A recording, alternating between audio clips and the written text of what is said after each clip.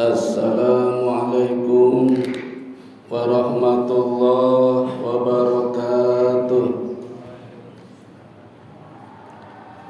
Alhamdulillahilladzi arsala rasulahu bil huda wa dinil haqq liyudhhirahu 'ala dini kulli wa kafa billahi syahida. Asyhadu an la ilaha illallah wahdahu la syarika lahu wa asyhadu anna Muhammadan abduhu wa rasuluhu la nabiyya ba'da.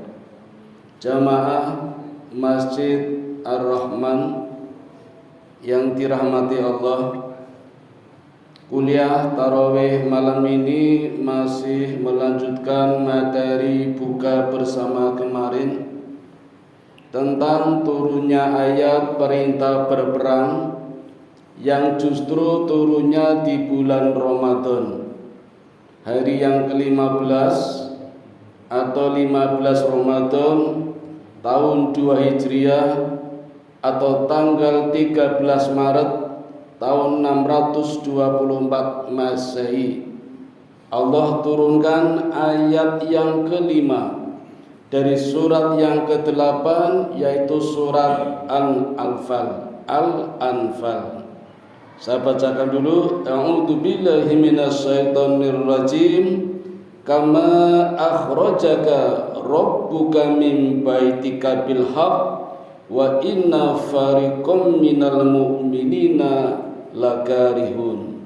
Artinya, sebagaimana Tuhanmu menyuruhmu pergi dari rumahmu dengan kebenaran, meskipun sesungguhnya sebagian dari orang-orang yang beriman itu tidak menyukainya.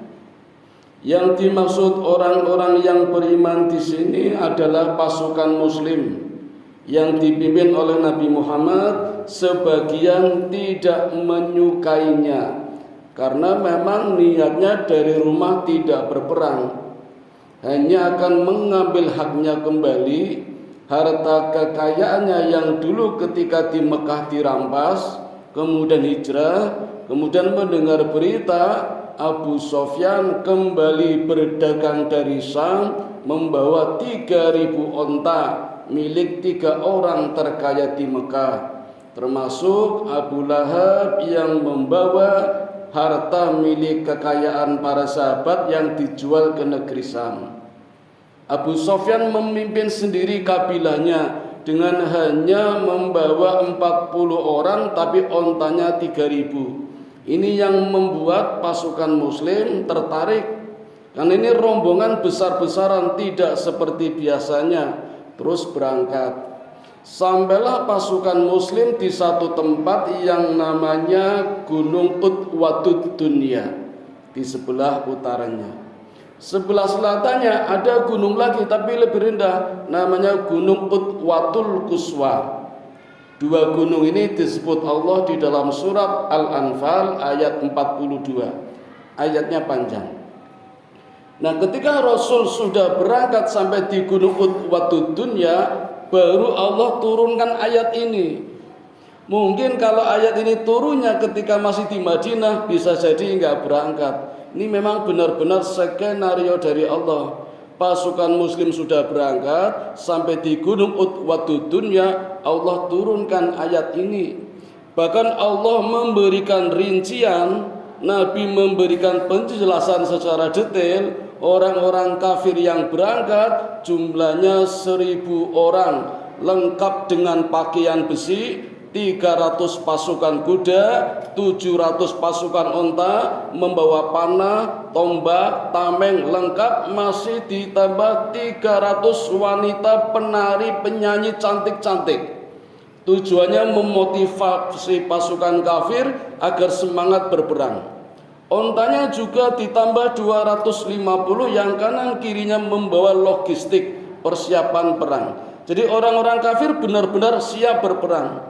Sementara pasukan Muslim tidak niat berperang.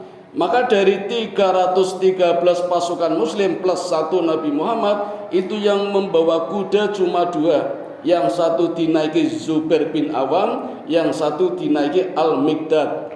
Ontanya hanya 68, panahnya hanya 6, tombaknya hanya 40, tanpa pakaian besi tameng, hanya perisai ada. Jadi memang niatnya berbeda. Nah, ketika ayat ini turun, Rasulullah sebenarnya punya otoritas. Perang-perang, kan Nabi, apalagi petunjuk dari Allah. Tapi Rasul orangnya demokratis, mencoba menawarkan, ingin tahu pendapat dari para sahabat seperti apa. Ada usulan dari sahabat, maka ada orang pertama yang selalu pertama, tampil pertama. Siapa lagi kalau bukan Abu Bakar As-Siddiq. Mendengar perintah ayat ini turun, Abu Bakar Siddiq langsung mengatakan, "Ya Rasul, perang-perang, maju-maju, pantang mundur." Terima kasih Abu Bakar. Ada yang lain, tampil Umar bin Khattab, "Ya Rasul, kalau ini perintah Allah, maju terus, pantang buat kami mundur, perang-perang, pulang-pulang, yang pulang silakan." Abu Bakar. Umar bin Khattab juga begitu. Rasul masih menawarkan lagi. Ada lagi, tampil Al-Miqdad. Al-Miqdad ini pendekar, kekuatannya sama dengan 1000 onta. Apa yang dikatakan Al-Miqdad? "Ya Rasul, saya tidak ingin seperti umatnya Nabi Musa, Bani Israel, yang ketika mendapat perintah untuk berjihad menghadapi kaum Jababirin minal Amalekah, justru mengatakan kepada nabinya, mengatakan kepada Musa, 'Ya Musa, engkau sajalah yang berperang sana. Bersama Tuhanmu, aku akan menonton saja. Kalau nanti menang, aku baru akan mengikutimu.'" Ini orang-orang Bani Israel sampai sekarang masih pengecut, diajak perang tidak mau. Itu umatnya Nabi Musa. Kata Miqdad, "Saya tidak ingin seperti umatnya Nabi Musa ya Rasul. Saya ingin ya Rasul, andai saja engkau perintahkan kepadaku," kata Al-Miqdad, "menuju satu daerah namanya Birokat Jimat, maka aku tidak akan kembali, dan aku pastikan ya Rasul, engkau akan melihat aku dan pasukanku tidak akan berkhianat." Wilayah Birokat Jimat, Bapak Ibu, itu kalau dari Madinah menuju sampai ke sana akan melewati 14 suku. Yang tiap suku itu 1000 anggota. Berarti ada ribuan suku di Birokat Jimat. Itu orang-orangnya benci dengan Islam, siap memerangi Muhammad. Jadi ibaratnya kalau Al-Miqdad disuruh Nabi menuju ke sana, tidak akan berkhianat. Ternyata ucapan Al-Miqdad ditulis oleh ulama sejarah, ini ucapan yang paling mulia. Ada sahabat mengatakan, ucapan yang keluar dari lisan Al-Miqdad mestinya ucapan yang hendak aku sampaikan. Kata para sahabat, betapa mulianya ucapannya itu, dari kemuliaan yang tertinggi. 3 orang sudah menawarkan, Nabi masih menawarkan. Ada lagi? Ada apa ini? Nah, ternyata ahli sejarah mencatat 3 orang yang mengusulkan tadi semuanya dari orang-orang Mekah. Pantas saja, karena orang Mekah masih ingin membalas, ingin mengambil kembali hartanya, jelas ingin berperang. Itu catatan ahli sejarah. Maka Nabi masih menawarkan, kira-kira ada nggak dari orang Madinah, dari golongan Ansor, baik suku Aus maupun suku Khosraj. Nah, ternyata tampil yang namanya Sa'ad bin Mu'ad, orang terkaya nomor 1 di Madinah, kepala sukunya dari suku Aus. Sa'ad bin Mu'ad mengatakan, "Ya Rasul, aku merasa tersinggung. Aku dianggap mungkin tidak berani berperang." Kata Nabi, "Iya." Jadi Nabi mengatakan, "Iya, memang aku menyinggung. Kalau orang-orang kami sudah pasti akan berperang. Ansor bagaimana ini?" Maka Sa'ad bin Mu'ad tampil sebagai orang terkaya, kepala suku, tampil, "Kami juga siap berperang ya Rasul." Mantap, jadi berangkat dalam kondisi yang benar-benar memang siap berperang. Tadinya hanya ingin mengambil kembali haknya, sekarang berniat perang.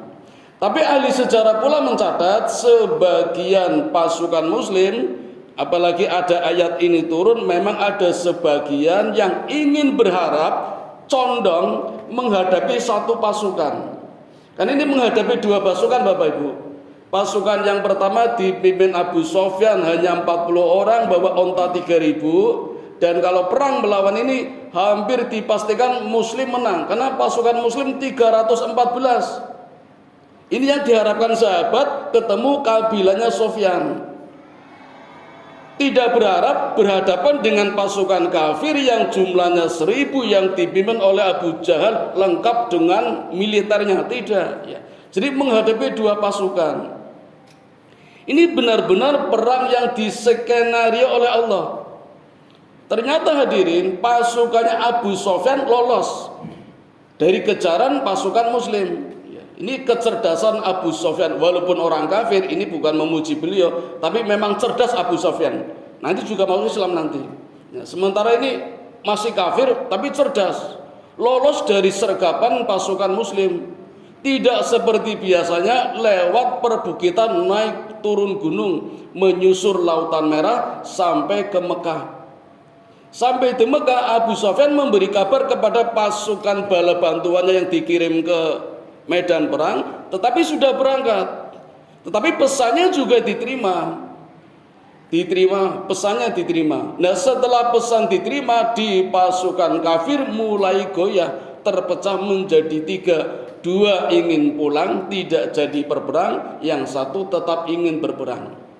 Kenapa bisa pecah? Karena suku yang terbesar namanya suku Zumroh memang sejak awal niatnya hanya ingin menyelamatkan hartanya saja. Yang satu lagi juga begitu. Nah, sekarang hartanya sudah selamat, Abu Sofyan sudah membawa dengan aman sampai Mekah. Kenapa harus berperang? Abu Jahal tidak. Sudah terlanjur berangkat, pantang pulang sebelum berperang. Apalagi perang ini, kata Abu Jahal, bukan perang sekali saja. Ini perang yang menentukan masa depan. Kalau kita bisa mengalahkan Muhammad, kata Abu Jahal, selesai sudah umat Islam. Dan setelah itu kita tenang, tidak akan menghadapi pasukan yang memang punya konsep jihad, kata Abu Jahal. Jadi ternyata Abu Jahal juga tahu tentang jihad. Maka ingin memutus mata rantai. Setelah itu tidak ada peperangan lagi yang dipimpin oleh Muhammad. Maka sangat bernafsu menyelesaikan perang ini. Walaupun dua sukunya ingin kembali tidak jadi berperang, karena memang hartanya sudah aman, sudah selamat. Tapi dengan kepandaian Abu Jahal, ternyata akhirnya berangkat perang juga. Dan sampailah pasukan kafir yang dipimpin Abu Jahal di satu tempat namanya Gunung Utwadul Quswa. Utwadul Quswa, tempatnya lebih rendah. Tapi Nabi Muhammad sampai duluan. Maka di dalam berperang biasanya yang sampai duluan bisa mengatur strategi. Dan ini benar-benar rencana Allah. Keduanya tidak bertemu, padahal sama-sama di balik gunung. Gunungnya itu jejer ini.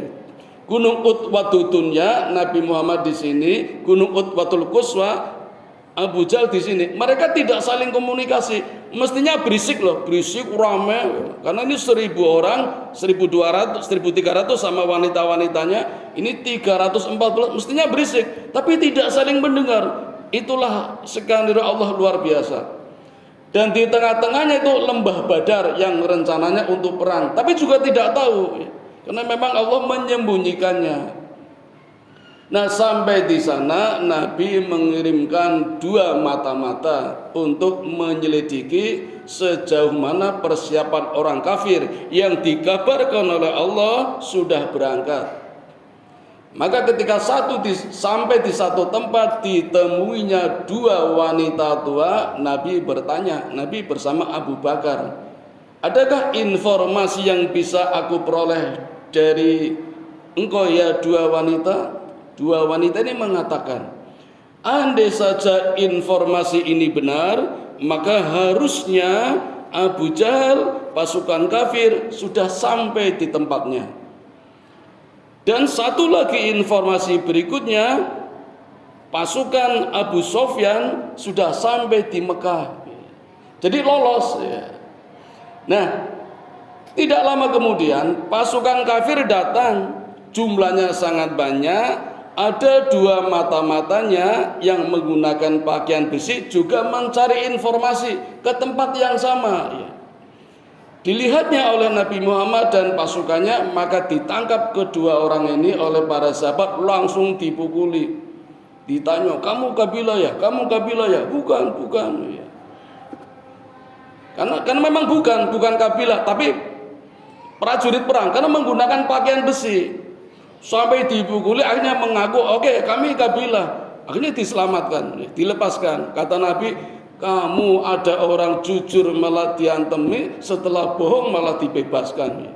Jadi dengan melihat dua prajurit ini berpakaian besi saja, Nabi sudah menebak kalau pasukan Abu Jahal sudah sampai di lokasi. Sudah sampai di lokasi.